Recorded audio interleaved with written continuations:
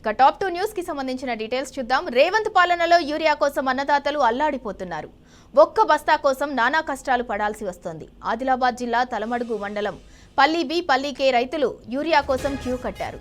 గంటల తరబడి లైన్లో నిల్చున్నారు. చివరకు ఓపిక నశించిన రైతులు క్యూలో ఆధార్ కార్డులు పెట్టారు.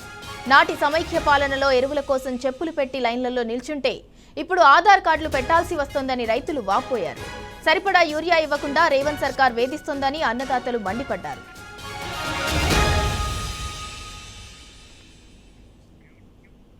ఇక ఆదిలాబాద్ జిల్లాలో యూరియా కష్టాలపై మరిన్ని వివరాలను మా ప్రతినిధి రాజు అందిస్తారు. రాజు, రేవంత్ పాలనలో యూరియా కోసం రైతులైతే మళ్లీ అరిగోస పడుతున్నారు. దానికి సంబంధించి పూర్తి డీటెయిల్స్ ఏంటి? సింధురా, కాంగ్రెస్ ప్రభుత్వ పాలనలో ఉమ్మడి ఆదిలాబాద్ జిల్లాలో అన్నదాతలకు యూరియా కష్టాలు మళ్లీ మొదలయ్యాయి. నిన్న నిర్మల్ జిల్లాలో ఈరోజు ఆదిలాబాద్ జిల్లాలో రైతులు యూరియా కోసం జిల్లా వ్యాప్తంగా కూడా పడరాని పాటలు పడుతున్నారు. నిన్న నిర్మల్ జిల్లా కుబీర్ పిఎస్సిఎస్ సెంటర్ వద్ద మహిళలతో పాటు రైతులు పెద్ద ఎత్తున ఈ యూరియా కోసం క్యూలను నిలబడిన పరిస్థితులు ఉండగా ఈరోజు ఆదిలాబాద్ జిల్లా తలమడుగు మండలం పల్లి బి గ్రామంలో ప్రాథమిక సహకార సంఘం ఎదుట ఉదయం నుంచి కూడా రైతులు ఈ యూరియా కోసము పడిగాపులు పడ్డారు. క్యూలైన్లో నిల్చునే ఓపిక లేక తమకు సంబంధించిన పట్టాదారు పాస్ పుస్తకాలు అలాగే ఆధార్ కార్డును క్యూ లైన్ లో పెట్టి గంటల తరబడి ఉదయం నుంచి కూడా నిలబడిన పరిస్థితి. జిల్లా వ్యాప్తంగా కూడా ఇదే పరిస్థితి ఉంది.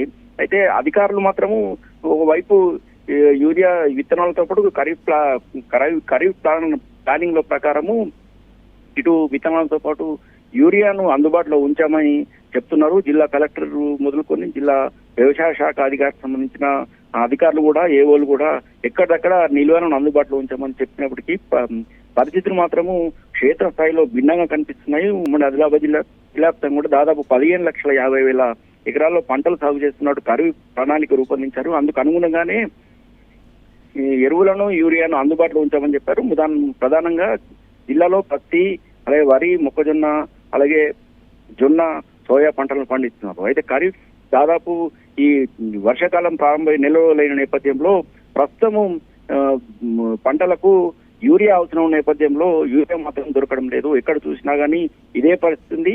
క్యూ లైన్లలో పట్టాదారు పాస్ పుస్తకాలు పెట్టడం లేదా ఆధార్ కార్డులను పెట్టి గంటల తరబడి వేచి చూడాల్సిన పరిస్థితి. ప్రధానంగా ఇటు వ్యవసాయ శాఖకు ఇటు ప్రాథమిక సహకార సంఘాలకు మధ్య ఈ రెండు శాఖలకు మధ్య పూర్తిగా జిల్లా వ్యాప్తంగా కూడా సమన్వయం కొరబడినట్టు మాత్రం స్పష్టంగా కనిపిస్తుంది.